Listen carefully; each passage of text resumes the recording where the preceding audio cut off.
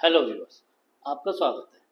देखिए, आज जो हम डिस्कस करेंगे वो मुस्लिम पर्सनल लॉ के विल और सक्सेशन सब्जेक्ट पे बात करेंगे और जानेंगे कि सक्सेशन रूल क्या है मुस्लिम पर्सनल लॉ के अंदर।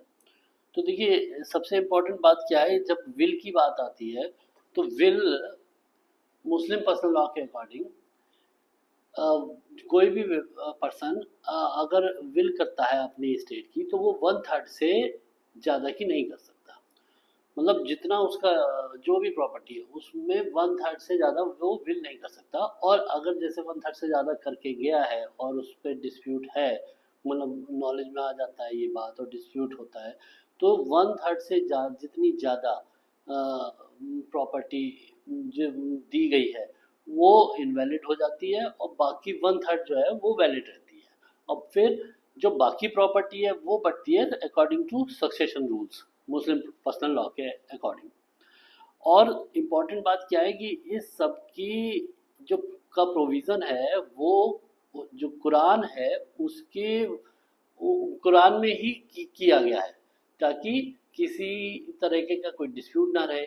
और सबसे अच्छी बात क्या है कि उसमें सब लोगों को कोई भी ऐसा नहीं रहा है जिसको कोई हिस्सा प्रॉपर्टी में ना मिल पाए और सबका ध्यान रखा गया है।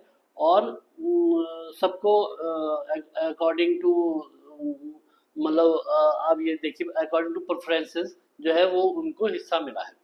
तो अब जैसे मान लेते हैं कि अब सक्सेशन रूल पे आ जाते हैं कि कैसे मिलेगा, तो ये तो क्लियर हो गया कि 1/3 से ज़्यादा नहीं कर सकता।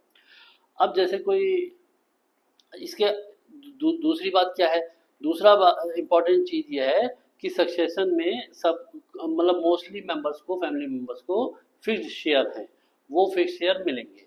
और जो फिर जो प्रॉपर्टी बचेगी वो उसका बचे हुए का जो डिवीज़न है वो सन और डॉटर्स के बीच में होगा, उस व्यक्ति की जो चला गया। तो अब जैसे मान लेते हैं, अब फिक्स शेयर क्या है वो भी मैं बताता हूँ।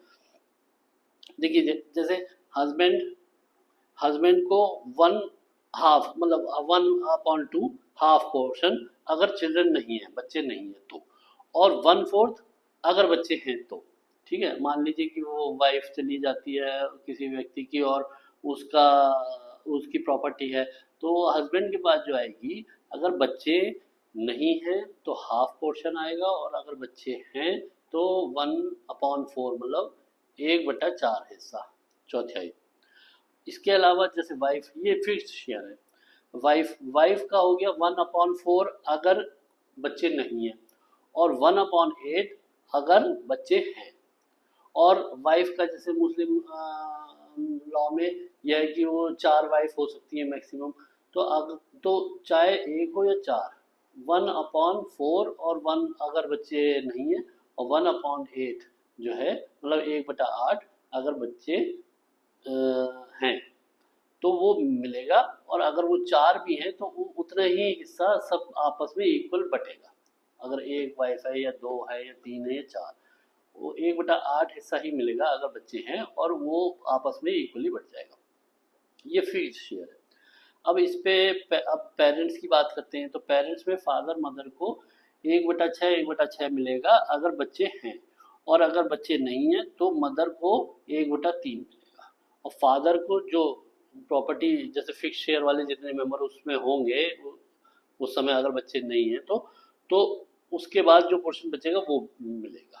तो 1/6, और फिक्स शेयर में कितना है, 1/6 1/6 अगर बच्चे हैं तो अब जैसे एक एग्जांपल ले लेते हैं। देखिए कि एक फैमिली में हस्बैंड है, वाइफ है, उस हस्बैंड के पेरेंट्स हैं, मदर फादर दोनों, और 3 बच्चे हैं, एक लड़का और 2 लड़कियां, सन और 2 डॉटर्स। तो उसमें जैसे हस्बैंड चला जाता है तो उसकी जो प्रॉपर्टी है तो वाइफ में कैसे आएगी, अब उसके तो बच्चे हैं, तो उसमें जो है क्या कहते हैं, 1/8 वाइफ को मिलेगी क्योंकि बच्चे हैं। अगर नहीं होते तो 1/4 मिलती। इसके बाद पेरेंट्स दोनों हैं तो 1/6 1/6 मिल जाएगी पेरेंट्स को, मतलब उस जो व्यक्ति चला गया उसके पेरेंट्स को 1/6 1/6 मिल जाएगी। और अब बचा, जब ये सब बढ़ जाएगी तब जो है जो बची हुई प्रॉपर्टी है, तो वो प्रॉपर्टी बची हुई में सन और डॉटर को बटेगी, रेसिडरी पोर्शन जो है शेयर। और उसमें कैसे होगा, सन को हमेशा डॉटर से दुगना मिलता है, मतलब जो एक डॉटर के हिस्से में आएगा, एक डॉटर के हिस्से में आएगा, उसका दुगना सन को मिलेगा। तो जैसे यहाँ सन और 2 डॉटर्स हैं, तो जो बची हुई प्रॉपर्टी है उसका डिवीज़न, फॉर एग्जांपल कि जो भी पोर्शन बचा उसके फिर चार हिस्से हो जाएंगे, एक एक हिस्सा डॉटर्स को मिल जाएगा और जो 2 हिस्से बचे वो सन को चला जाएगा, क्योंकि 2:1 के पोर्शन में सन को मिलता है डॉटर से दुगना। तो ये वाली बात है।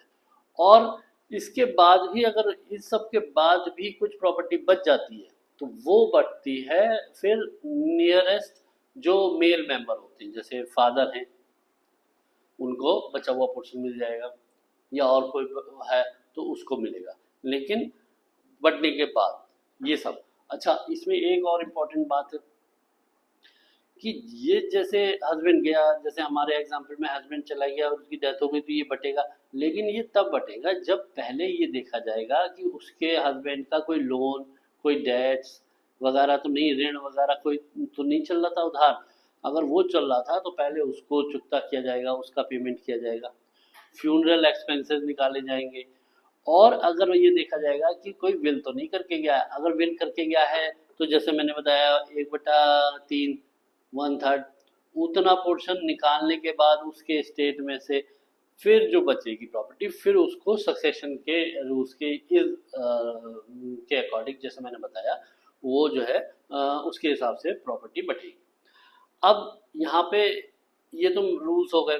अब यहाँ पे मैं एक आपको Jammu and Kashmir high court का एक जजमेंट जो अब डिस्प्ले हो रहा होगा उसका रेफरेंस लूंगा।